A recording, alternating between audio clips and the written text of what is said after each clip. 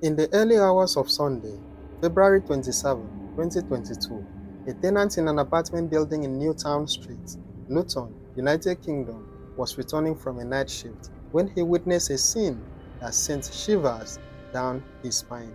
Lying at the front of the door was an unclad man with a serious cut on his thigh and covered in a pool of his blood. Shocked by this disturbing sight, the neighbor quickly took out his phone and called the paramedics with the hopes of saving the man's life, assuming he was just unconscious. The emergency team arrived a few minutes later. They checked on the man, and unfortunately, he was no longer alive. The paramedics took a closer look at the scene and suspected that the man had been murdered. With this perception of theirs, the team put a call through to the police. The police arrived at the crime scene shortly after the call was made and began gathering whatever evidence they could find. They didn't find much physical evidence at the scene, except a glass that would later turn out to be one of the most crucial pieces of evidence in solving this case. The police couldn't find the murder weapon at the crime scene either, but what they were thankful for was the fact that there was a functioning CCTV camera at the entrance of the flat where the victim was found lying lifeless and also outside the building. The contents of this security footage will go on to reveal a sequence of heartbreaking events that resulted in the final moments of the 33-year-old father of 6, Saul Murray. On reviewing the security footage from the building, the police found out that the chilling incident began on Saturday, 26 February 2022, around 11:30 p.m. In the footage, Saul was seen at the entrance of the building welcoming two women whom he had invited over for the night. He then opened the door to his flat and led the two women in. At around 2:27 a.m., one of the women was seen walking out of the flat and then seemingly taking pictures of the building with her mobile phone. Around 2:45 a.m., the second woman ran down the hallway and then kept the door open by propping it with a broom. Just under half an hour later, the woman who was still outside was seen leading two men into the flat through the door that was left open. Then about 20 minutes after their entry, the two women were seen hurriedly running out of the building, followed closely by the two men, with one of them holding what appeared to be a large knife. Not long after the four had left, Saul was seen unclad, running towards the door while holding his tie. He then staggered at the door for some seconds before collapsing to the floor. This scene was his final moment on earth. Armed with this discovery, the police embarked on a journey to uncover all four suspects seen in the footage. They may have believed that the CCTV footage would be enough to get the job done, but the main suspect in the murder had no intention of making it easy for them, as you'll soon get to know. Saul Murray was born in 1989 in the United Kingdom. He was 33 years old and a father to 6 children. Saul had just gotten out of prison after serving 5 years for illegal possession of prohibited firearms and ammunition. He was also looking to turn his life around. To get him up to speed, his father rented a flat for him, and Saul took up a job as a plasterer. He had just moved into his new flat in Bedfordshire and was looking to furnish the place to meet his high taste. Saul craved and also lived a flamboyant life. He would share pictures of himself relaxing in a swimming pool, as well as photos of him rocking expensive wristwatches. This show-off attitude of his was the genesis of the horror that would later befall him. One day, Saul posted a picture of him wearing 2 Rolex wristwatches on his Instagram. Now, in case you don't know, Rolex watches aren't just fancy timekeepers. They are like wearable treasures, catching the eye of both the rich and those hungry for wealth. These watches can set you back anywhere from $5,000 to a jaw-dropping $50,000, and some rare ones are getting auctioned off for millions of dollars. But here is the thing, you can't just walk into a store and buy one, even if you have the money. Getting a Rolex is like trying to join an exclusive club. You'll have to join a long wait list at one of the authorized dealers where you could wait for months or years just for the chance to buy one. This scarcity has created a dark side in the watch world. Some people who are desperate to own a Rolex usually turn to the black market. Here, prices skyrocket, sometimes doubling or tripling what you'd pay in an authorized dealer store. In the black market, it is a dangerous game where greed meets desperation. For some people, owning a Rolex becomes an obsession. They see it as more than just a watch. To them, it's a ticket to status, respect, and a high life. This desire can sometimes turn deadly. Criminals, knowing the value of these watches, target Rolex owners. They are willing to rob, hurt, or even kill for these watches. Saul's fatal mistake was flashing not one, but two Rolexes on his Instagram. To make it worse, one of the watches Saul posted was a Rolex Daytona, which is one of the rarest models of Rolexes. To Saul, it was just a bit of harmless showing off, but to others, it was like waving a red flag in front of a bull. Those watches became more than just his luxury items, they became his death sentence. Saul's two Rolex wristwatches had a dark secret to it, a secret that he himself may not have known at the time. This secret is what will result in the dark twist that will make his death even more painful and heart-wrenching to everyone than it already was. Supre Dillon, a 36-year-old mother of one, was scrolling through her Instagram when she stumbled upon Saul's picture with the two watches. This sparked a dark desire in her, making her attempt something she had successfully pulled off on other innocent men in the past, a honey trap robbery. What this means is that she was going to seduce and get romantically involved with Saul, but for the sole purpose of stealing his two Rolex watches. Supre sent a message to Saul on Instagram and they got talking. They later became friends. At least, that was what Saul probably made himself believe at the time. They communicated with each other on Instagram for a while, but after some time, Supre moved Saul over to WhatsApp. She would seduce and flirt with him over text messages and voice notes. Everything was going well for the two until the 26th of February 2022, when Supre decided to move to the final step of her plan. She sent a message to Saul on WhatsApp, telling him that she would be visiting a friend in his neighborhood and asked if Saul would be free to meet. Saul replied that he would be free until around 1. Supre then told him she would come around 10 p.m. and they agreed to share a drink when they meet. Meanwhile, Supre was in London when she sent these messages. She then contacted her friend Temidayo Awe, a 21-year-old British-Nigerian undergraduate student at Coventry University. Together, the two were seen arriving at Saul's apartment in Luton. Saul then led the two women into his flat. While inside, they shared a drink as planned. The three drank brandy together.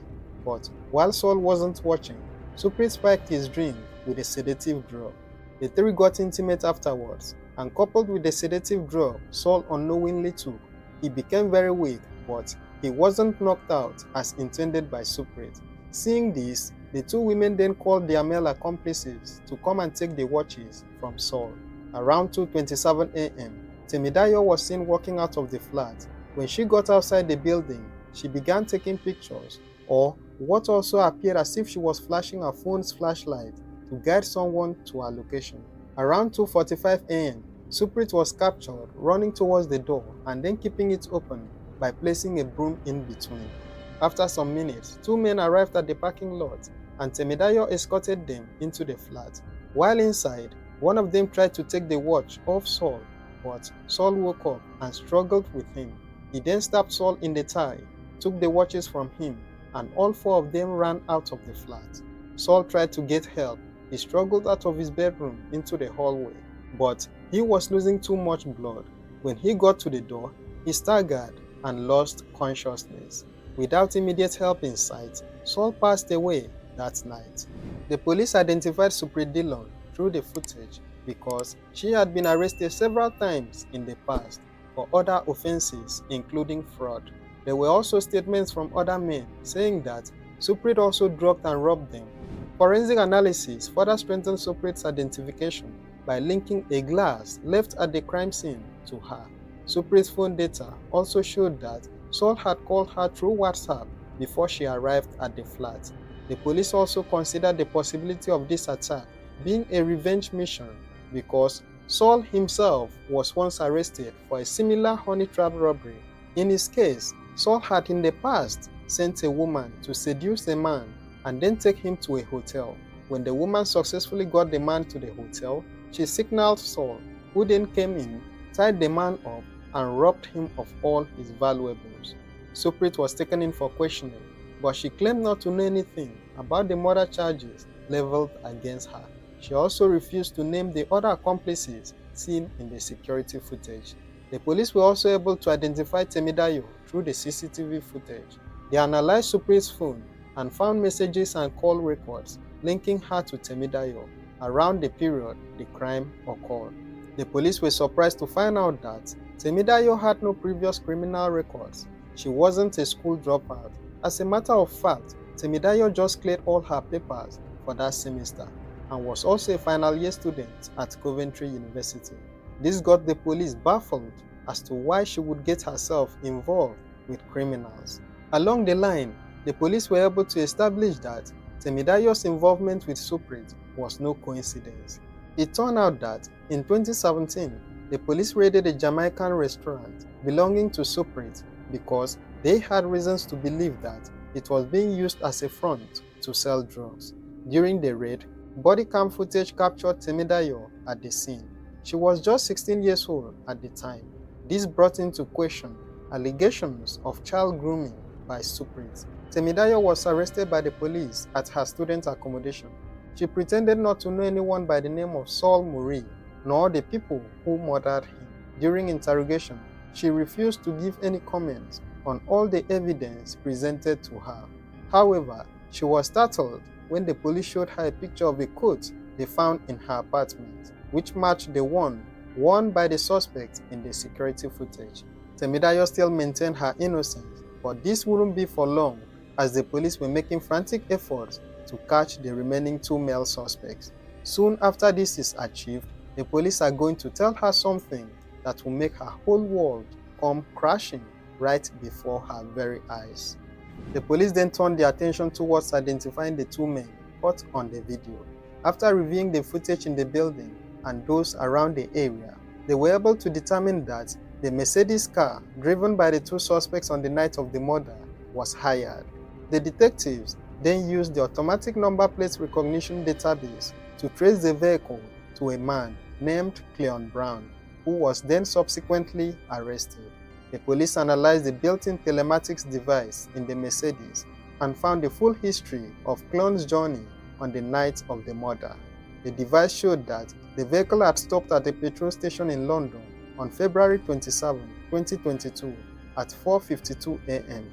This was like an hour and 30 minutes after the murder had taken place. The police then moved to retrieve the CCTV footage from the petrol station. On reviewing it, Cleon was seen at the petrol station walking without his shoes towards the attendant, where he asked to use a vacuum. He probably ditched his shoes because it was covered in blood and couldn't risk being seen with them. Cleon used a vacuum cleaner to clean the Mercedes at the petrol station. In the footage, he was also wearing the same jogging bottoms as the one worn by the suspect at Saul's apartment. Cleon was called in by the police for questioning. However, just like the two female suspects earlier arrested, Cleon also feigned ignorance. He replied no comments to all the questions asked by the police, even though he was nervously looking at his solicitor as the police presented strong evidence against him during the interview. The last suspect in the footage was the most difficult to identify because he was more experienced than the other three. The police carried out a cell site analysis of Cleon's phone, which showed that he was in communication with an unregistered burner phone number, as well as another number that was registered to a female. The female was the girlfriend of a man named Ikem Afia. Ikem was well known to the police because he had an extensive criminal record. He was the only one among them to use a burner phone, and also the only one to switch off his phone after leaving the crime scene that night. Ikem was arrested, but he also gave a no-comment interview, just like the others. However, the analysis done on the Mercedes-Benz showed that Cleon drove the car to Ikem's house before and after the crime was committed. Apart from that, it also showed that the car had visited a KFC outlet 2 days before the murder, with CCTV placing both Cleon and Ikem at the KFC. In the footage, Ikem was seen wearing a coat that was similar to the one worn by the fourth male suspect, who was caught holding a knife in the CCTV footage at Saul's apartment. This coat was determined to be a Moncler coat a rare and expensive designer jacket. This available evidence still wasn't enough to detain Ikem beyond 24 hours, so he was released on bail. However, he was rearrested the next day after the evidence was made undeniable. The police had contacted the manufacturers of the designer coats. Moncler revealed that, at the time, less than 300 of these coats were available in the UK, with just 69 being sold online. One out of the 69 coats was sold to Ikem's girlfriend and delivered to his home address the previous year. The police then ordered the same Moncler jacket worn by Ikem. They then visited the KFC outlet and Saul's home to reconstruct the crime scene. The officer mimicked Ikem's movement in an attempt to strengthen their argument that it was the same coat. At the end of the reconstruction, it was clear that the fourth suspect was indeed Ikem. All four suspects were charged with the murder of Saul Murray. Temidayo was devastated when she was called down and then informed that she had been charged with murder. She wept bitterly about disappointing her mom. I was disappointed, my mom. Oh my God.